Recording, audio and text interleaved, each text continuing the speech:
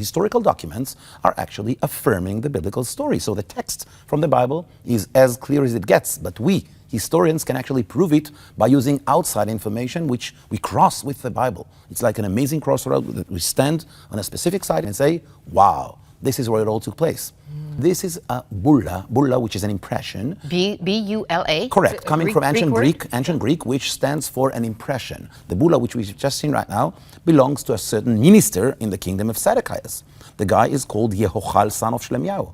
If we remember, this guy actually grabs Jeremiah by the arm and throws him to the pit when Jeremiah prophesies this terrible prophecy that he gives Zedekiah, that his sons and daughters will be slaughtered in front of his eyes. He will be blinded. This is King Zedekiah. So this is King Zedekiah. And the guy who actually was performing as a minister in his kingdom sends us regards from the grave and say, hello guys, that is me, the one you're reading about in this bulla.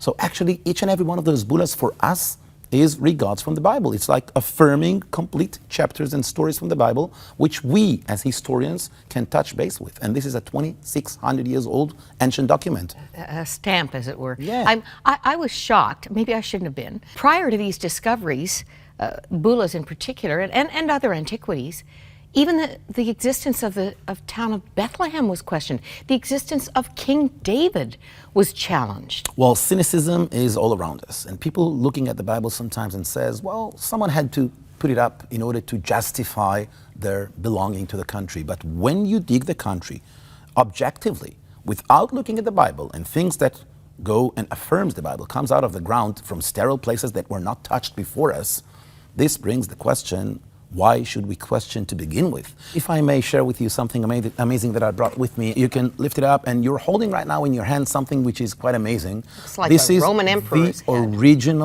original minted coin made of silver from Tyre, the Phoenician city of Tyre. Why would we have this? Because the book of Exodus actually commands every Jew coming to the temple to bring the annual tax. You're holding right now in your hand, and which is okay. You can hold it in your hand. Is it all right? I should have asked. It's a 2,000. No, it's okay. It's 2,000 years old? 2,000 years old coin, silver, minted in Tyre. Why Tyre? Because the Phoenicians were helping their Jewish friends, as there were no way for Jews to mint coins due to the time when they were submitted under the Romans. Now Jesus, when he comes to Jerusalem, we need to understand Jesus actually brings in his pocket this kind of coin, because this is the money you take from the money changers in the Temple Mount. The story is so remarkable. This is what is required for the temple? Because when Matthew tells us that Jesus got angry and furious with the money changers and he tosses away their tables, these are the tables. This is what we were finding next to the Western Wall. We see the evidence of the Bible exists anywhere from Tel Dan up north, which is the famous city of Dan, where the piece of pottery remembering King David says, all the way down to biblical Beersheba. You've got Beersheba. Yes, the Bible talks about. Of course, down to Beersheba is mentioned 7 times in the Bible as the borders of the inhabitation of the tribes. And if we may move to the other picture, then I can show the ancient pool of Siloam. This is during the beginning of the excavation. What we see right now is when it just started out. We need to remember the pool of Siloam, which is mentioned right after the inscription of Siloam, actually started with Hezekiah, but it became a lot more famous in the time of King Herod. We learn from Isaiah, if I remember correctly, Isaiah 8, he says the water of Siloam are flowing gently and slowly. You're actually looking right now at an amazing inscription in Hebraic, 6 rows of ancient Hebraic letters that are commemorating the enterprise that was done by Hezekiah's quarrymen that were digging Hezekiah's tunnel. Now what year is that, Hezekiah? This is 705 BCE. 705 BCE, that's the great revolt against the Assyrian king who comes to try and conquer Jerusalem, eventually to be sent by Isaiah, the famous prophet. But we're looking at a playground, if I may call it that way, when he's And Jesus performed a miracle here. Only 2 miracles were performed by Jesus within Jerusalem. You're looking right now at the place that was actually stepped by Jesus and his disciples, because this is the pool of Siloam. John 9:7 describes the miracle of the healing of the blind man by Jesus in the pool of Siloam. Can you imagine yourself? He sees that blind man in the upper part of the city. How could a blind man find the way down to the pool of Siloam unless it was a well-paved, known road? Why? Because that's the road leading from pilgrims all the way from pool of Siloam to the Temple Mount. It's like telling someone, go to 5th Avenue in New York. Everybody knows where it is. So this is how that blind person could tell how to go down to the pool of Siloam. This is one of the two miracles conducted in Jerusalem. The second one would be in the pools of Bethesda, which described in John 5, 1-9.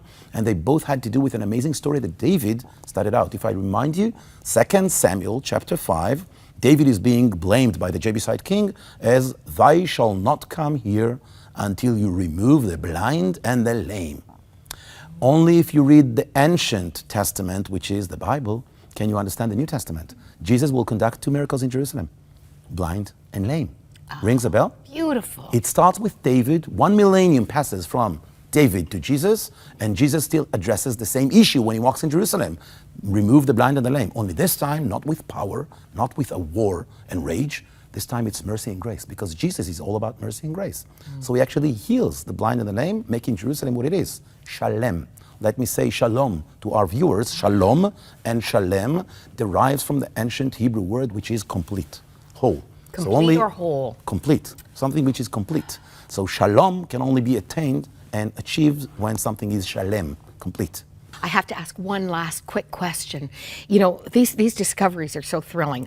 I think they'd be thrilling to anybody, but certainly to people of faith.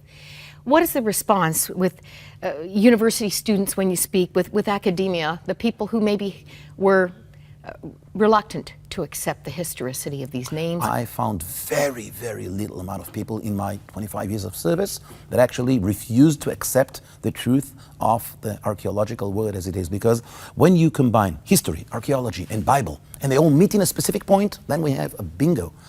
Very few students have refused to say, and they said, look, this is what we believe in, sorry, we cannot accept it. So due to, beliefs is something stronger than knowledge. But when it comes to knowledge, we can prove the Bible, I would say in 99% of the places in Israel, it affirms what we find in the country and the documents. And I'm very lucky to enjoy my work on a daily basis when my office is in the city of David, above all that amazing, beautiful findings.